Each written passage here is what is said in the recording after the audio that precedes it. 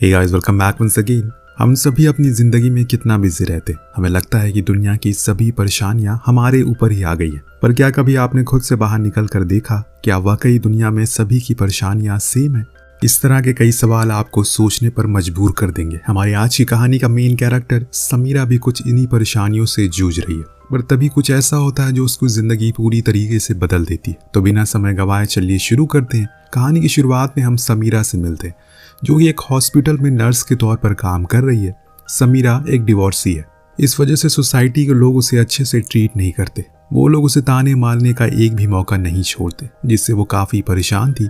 वहीं उसी हॉस्पिटल में काम कर रहा एक लड़का शाहिद उसे काफ़ी पसंद करता है, पर समीरा उसे ज़रा भी भाव नहीं देती। अब एक बार हॉस्पिटल में देश के बाहर काम करने के लिए कुछ जॉब एप्लीकेशन आती है। अब क्योंकि बाहर काम करने पर पैसे भी अच्छे मिल रहे थे, इस वजह से समीरा कैसे भी करके वहां जाना चाहती है। पर आखिरी समय पर उसका एक्सपीरियंस सर्टिफिकेट गायब हो जाता है, जिससे वो काफ़ी परेशान थी। उस वक्त भी शाहिद वहां आ जाता है और उसकी मदद करता है। समीरा जानती है कि शाहिद एक अच्छा लड़का है, लेकिन पुरानी शादी जिसने उसे अपना सब कुछ दे दिया, उसे टूट जाने के बाद उसे प्यार वगैरह पर विश्वास बिल्कुल उड़ गया है। वो मन ही मन शाहिद को पसंद करती है, लेकिन हर वक्त उसकी कोशिश बस उससे दूर रहने की रहती है। अब दूसरे देश में जॉब करने उन्हें 6 महीने बाद जाना है, लेकिन तब तक उस हॉस्पिटल के लोग उन सभी की नाइट शिफ्ट लगा देते। अब क्योंकि समीरा नाइट शिफ्ट में काम कर रही थी, इस वजह से शाहिद भी नाइट शिफ्ट ज्वाइन कर लेता है। वो समीरा के साथ रहने की काफ़ी कोशिश किया करता है, पर समीरा तो बस उससे दूर जाना चाहती है। असल में समीरा के घर में पैसे कमाने वाले बस वही है, और यही वजह थी कि घर की सारी जिम्मेदारियां उसके ही कंधों पर है। वो हर वक्त पैसों के लिए परेशान रहा करती है। अब जब विदेश जाने वाली बात उसके सभी रिश्तेदारों को पता चली, तो वो सभी उसके पिता को समझाने लगे कि उनके रिलीजन की लड़कियां इस तरह बिना हस्बैंड के दूसरे देश नहीं जा सकती। ये सब कुछ सुनकर समीरा को बहुत गुस्सा आता है और वो एक बार फिर अपनी पुरानी जिंदगी के बारे में सोचने लगती है। उस वक्त वो अपने पति के साथ बहुत खुश थी। उसका एक बड़ा सा परिवार था और वो सभी समीरा को काफी पसंद करते थे। अब क्योंकि समीरा एक नर्स थी, इस वजह से वो हमेशा हॉस्पिटल जाया करती थी, क्योंकि उसे अपने माता पिता के घर को भी संभालना था। पर उसके ससुराल वालों को उसका बाहर काम करना पसंद नहीं था, क्योंकि वो लोग लड़कियों को इस तरह बाहर काम करने जाने देना अलाउ नहीं करते थे। लेकिन समीरा अपनी जॉब को लेकर इतना फोकस थी कि उसे वहां जाने से कोई रोक नहीं पाता। अब एक दिन उसके पति ने उसे समझाया कि उसे काम पर जाने की आखिर जरूरत क्या है, जिस पर उसने कहा कि अगर वो अपनी आधी सैलरी उसे दे दे तो वो जॉब पर नहीं जाएगी। पर ये तो पॉसिबल नहीं था। इन सब के कुछ समय बाद वो प्रेग्नेंट हो गई और अब उसका जॉब करना और भी मुश्किल हो गया। जब उसकी डिलीवरी हो गई तो उसके कुछ समय बाद ही उसके पिता वापस से उसे पैसे मांगने लगे। एक बेटी होने के नाते अपने घर को संभालना समीरा का पहला कर्तव्य था। इस वजह से उसने जॉब फिर से जाने का फैसला किया, लेकिन इससे उसके और उसके पति का रिश्ता हमेशा के लिए खत्म हो गया। उसका बेटा इब्रू अब तक उसके हस्बैंड के साथ ही रहता है और अब तक उसे समीरा और उसके पिता के बारे में कुछ भी पता नहीं। खैर, अब इन सब के बाद एक दिन समीरा से बात करने उसके रिलेटिव आते, जो उसे विदेश जाने से फिर से मना करते। उस वक्त तो उसने कुछ नहीं कहा, पर वो इतनी आसानी से हार मानने वालों में से नहीं है। वो तुरंत शाहिद से बात करने जाती है और उसे शादी के लिए पूछती है। अब शादी का नाम सुनकर शाहिद काफ़ी खुश होता है। वो तो कब से इसी मौके की तलाश कर रहा था। खैर, अब अगले दिन शाहिद समीरा के पिता से मिलने जाता और उन लोगों की शादी तय हो जाती। शाहिद के परिवार में बस उसकी माँ थी। इस वजह से कई लोगों ने मना करने के बाद भी उसने समीरा से शादी कर ली, क्योंकि वो जानता था कि वो एक अच्छी लड़की है। अब उससे शादी करने के बाद समीरा की मैक्सिमम प्रॉब्लम सॉर्ट आउट हो गई। शाहिद उसे अब हर जगह सपोर्ट करता और अब उसे अपनी जॉब करने में भी कोई दिक्कत नहीं थी। वो दोनों एक दूसरे के साथ काफ़ी खुश थे, पर खुशियाँ ज़्यादा दिन नहीं रहती। कुछ वक्त के बाद एक दिन समीरा का प्रेगनेंसी टेस्ट पॉजिटिव आता है, जिसे देखकर वो एक बार फिर काफ़ी परेशान हो गई, क्योंकि अब तो उसका विदेश जाने में कुछ ही समय बचा हुआ। अगर सबको उसकी प्रेगनेंसी के बारे में पता चल गया तो वो उसे नहीं जाने देंगे। ये सब कुछ सोचकर उसने उस बच्चे को अबॉर्ट करवाने का डिसाइड किया। पहले उसने शाहिद को कुछ नहीं बताया, पर डॉक्टर के पास अकेले जाने की वो हिम्मत जुटा ना सकी। इधर शाहिद उस बच्चे को लेकर काफ़ी खुश था, पर अबॉर्शन की बात सुनकर वो काफ़ी नाराज़ हो जाता है। असल में समीरा के अबॉर्शन करवाने का एक रीज़न ये भी था कि अभी उसके पहले बेटे इब्रू को इन सब के बारे में कुछ भी पता नहीं, और जब उसे पता चलेगा तो वो कैसे रिएक्ट करेगा। ये भी एक वजह थी जिसके कारण वो उस बच्चे को नहीं रखना चाहती। जब डॉक्टर देखती है कि समीरा की एज 31 है, तो उससे कहती है कि वो तो खुद एक नर्स है, तो उसे ये बात पता होनी चाहिए कि अगर उसने आज अबॉर्शन करवा लिया तो दोबारा बच्चे करते वक्त काफ़ी कॉम्प्लिकेशन हो सकती है। ये सब जानने के बाद वो दोनों घर आ जाते। अगले दिन शाहिद घर में सभी को बता देता है कि समीरा प्रेग्नेंट है, जिससे सभी काफी खुश होते हैं। पर अब वो लोग उसे काम करने से मना करने लगे थे, पर शाहिद ने अभी भी उसका सपोर्ट किया। वो कुछ दिनों बाद विदेश के लिए भी निकल जाते। शाहिद ने उसे यह आश्वासन दिया कि इब्रू के लिए उसे परेशान होने की जरूरत नहीं है, इब्रू उसका ही बेटा है, इसीलिए वो जरूर समझ जाएगा। उन लोगों को इराक में जॉब करनी थी, जिसके लिए एयरपोर्ट पर उन्हें हॉस्पिटल की बस लेने आई थी। बस के साथ साथ कुछ मिलिट्री वाले भी उनके साथ साथ चल रहे थे, जिस पर वो सभी थोड़ा घबरा जाते। पर तभी उनका लीडर यूसुफ उन्हें बताता है कि उन लोगों की सिक्योरिटी के लिए आर्मी उनके साथ चल रही है, जिसके कुछ देर बाद वो लोग हॉस्पिटल पहुंच जाते हैं। अब उस हॉस्पिटल की हालत बहुत खराब थी, वहां पर इस कदर लोग घायल थे जैसे वो किसी जंग को लड़कर आए। शुरू में तो उन्हें कुछ भी समझ नहीं आया, पर जब उन्होंने उन लोगों को ट्रीट करना शुरू किया तो उन्हें समझ में आया कि असल में वो लोग बॉम्ब ब्लास्ट और गोलियों लगने की वजह से घायल हुए। असल में उस वक्त इराक में आतंकवादी हमले हो रहे और यही वजह है कि वहां पर मेडिकल इमरजेंसी के लिए डॉक्टर को बाहर से बुलाया गया। पर समीरा और बाकी लोगों को ये बात पता नहीं थी। खैर, अब उस हॉस्पिटल में समीरा और शाहिद की मुलाकात डॉक्टर तारिक और उनकी वाइफ से होती है, जो उसी हॉस्पिटल में डॉक्टर थे। वो सभी लोग मिलकर अच्छा काम कर रहे थे। धीरे धीरे अब समीरा का वेट भी बढ़ने लगा, जिससे कुछ समय बाद उसका पहला पति इब्रू को इराक छोड़ने के लिए आया।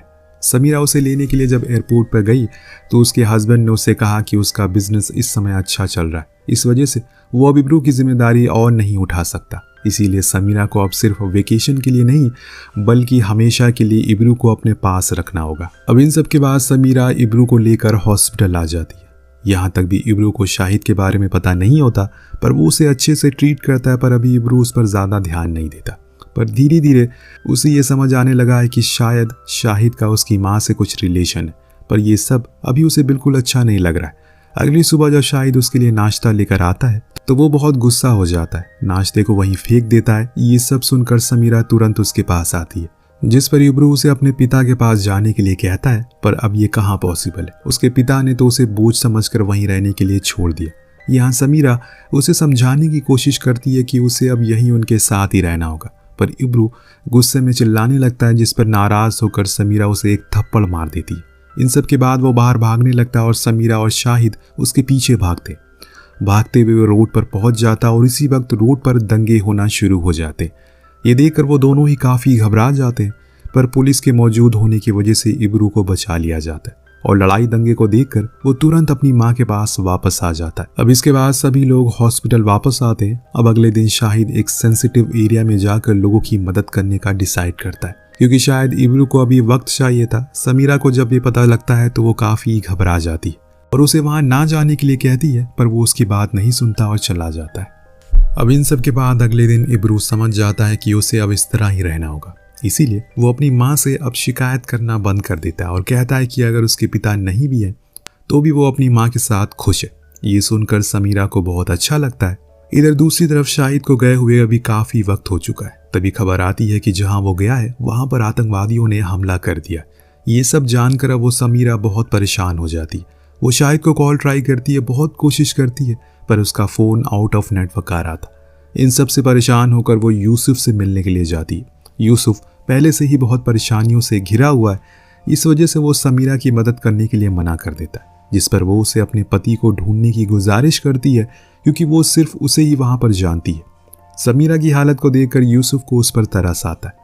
वो उसे इंडियन एम्बेसी के लोगों से मिलने के लिए ले जाता है, क्योंकि वही थे जो अब उसकी मदद कर सकते हैं। यहाँ एम्बेसी में उसकी मुलाकात इंडियन ऑफिसर से होती है। वो समीरा की परेशानी सुनकर उसे दूसरों लोगों की तरह साइड में बैठ जाने के लिए कहता है।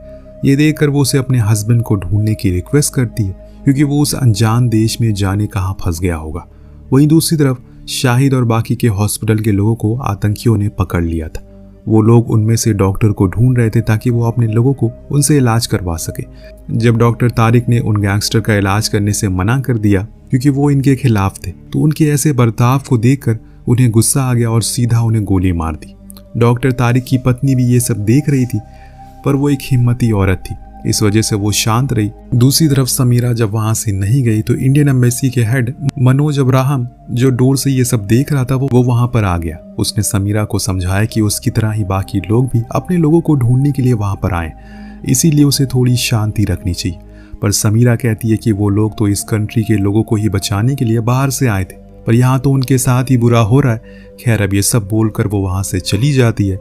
अब मनोज को भी समीरा के लिए बुरा लगने लगा था। यूसुफ के साथ जब वो वापस जा रही थी तभी अचानक कुछ आतंकियों ने उस पर अटैक कर दिया, जिसमें यूसुफ को जान से मार दिया गया, पर वो बचकर वापस हॉस्पिटल तक आ गई। यहाँ हॉस्पिटल में भी कंडीशन अब खराब हो चुकी है। सभी लोग काफी डरे हुए। वो सभी अपने घर से दूर वहाँ पैसों के लिए आए थे, पर यहाँ ना तो उन्हें पैसे मिले और शायद अब उनकी जान भी जा सकती। वो सभी लोग शांति से वहाँ रहते हैं। तभी अचानक रेड क्रॉस, जो कि एक इंटरनेशनल ऑर्गेनाइजेशन है, वहाँ की टीम उन लोगों को रेस्क्यू करने के लिए आती। ये देखकर समीरा मनोज को कॉल करके ये सब बताती है, पर मनोज को वो रास्ता ठीक नहीं लगता जहाँ से वो लोग उन्हें ले जा रहे हैं। इस वजह से वो लोग इंडियन को वहीं छोड़ देते हैं। अब इंडिया की 19 नर्सें स्टाफ को छोड़कर बाकी सभी लोग वहां से चले जाते। कुछ समय बाद टीवी पर यह न्यूज आती है कि रेड क्रॉस की उस गाड़ी पर आतंकियों ने हमला कर दिया और कोई भी जिंदा नहीं बचा। पहले तो मनोज के सीनियर राजन उस पर काफी गुस्सा करते, पर बाद में जब उन्हें पता चलता है कि उसके डिसीजन से वो सारी नर्सेस बच गई तो वो कुछ भी नहीं कहते। अब मनोज उन सभी नर्सेस को वहां से निकालने का प्लान बनाता है।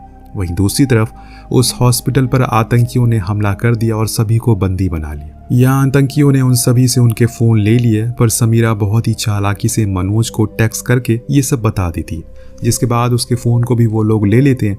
खैर, जब मनोज को ये पता चलता है तो वो समझ जाता है कि समीरा एक बहादुर लड़की है। वो उसकी मदद से उन सभी को बचाने का प्लान बनाता है। वो बड़ी चालाकी से जो खाना वो आतंकी विक्टिम को देते हैं उसमें एक सैटेलाइट फोन रखवा देता है। 2-3 दिनों तक वो लोग उन नर्सेस को भूखा प्यासा रखते, जिसके बाद हेलीकॉप्टर से विक्टिम के लिए खाना आता है। जब वो बॉक्स समीरा और बाकी नर्सेस तक पहुंचता है तो उन्हें वो सैटेलाइट फोन मिल जाता है। उस फोन की मदद से समीरा मनोज से बात करती है और मनोज उसे बताता है कि अब वो आतंकी उन लोगों को एक दूसरी जगह शिफ्ट करने वाले, वहीं से वो उन्हें रेस्क्यू करेंगे। पर तब तक किसी भी तरह उन्हें ये पता नहीं लगना चाहिए कि वो सभी दूसरे रिलीजन के हैं। मनोज उसे फोन ऑन रखने के लिए कहता है ताकि वो उनकी लोकेशन ट्रेस कर सके। ये सब सुनकर समीरा बाकी लोगों को भी अपनी सभी डॉक्यूमेंट और धार्मिक सामानों को हटा देने के लिए कहती है और वो सभी को नमाज पढ़ना भी सिखा देती है ताकि कोई भी पकड़ा ना जाए। इस तरह अगले दिन वो सभी लोग सफर के लिए निकल पड़ते हैं। जब आतंकी उनसे पूछते हैं कि क्या वो सभी मुस्लिम हैं तो वो हाँ में जवाब देते।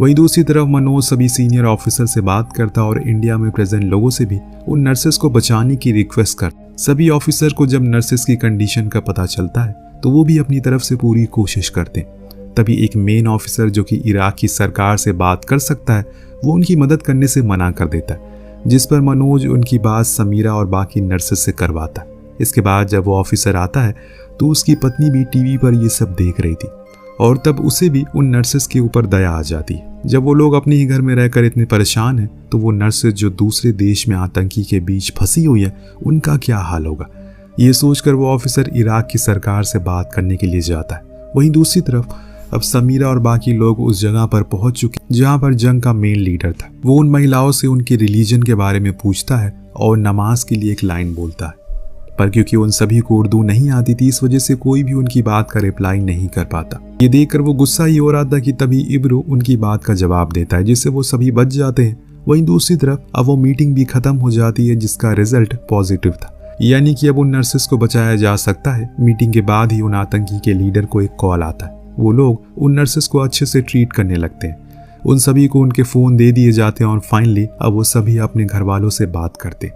फोन मिलने पर समीरा मनोज से शाहिद के बारे में पूछती है, जिस पर मनोज उससे कहता है कि शाहिद मर चुका है और उसने ये बात अब तक उसे नहीं बताई क्योंकि उसे डर था कि ये जानकर शायद समीरा इतनी हिम्मत ना दिखा सके। शाहिद की मौत की खबर सुनकर समीरा तो पूरी तरह से टूट जाती है, वहीं जोर जोर से रोने लगती है। उसे इस तरह रोता हुआ देखकर आतंकी के लीडर को उस पर दया आ जाती है। वो समीरा और इब्रू को एक जगह पर लेकर जाता है जहाँ वो सभी लोगों को मार रहे थे। तभी अचानक से इब्रू को वहां पर शाहिद दिख जाता है जो अब भी ठीक था।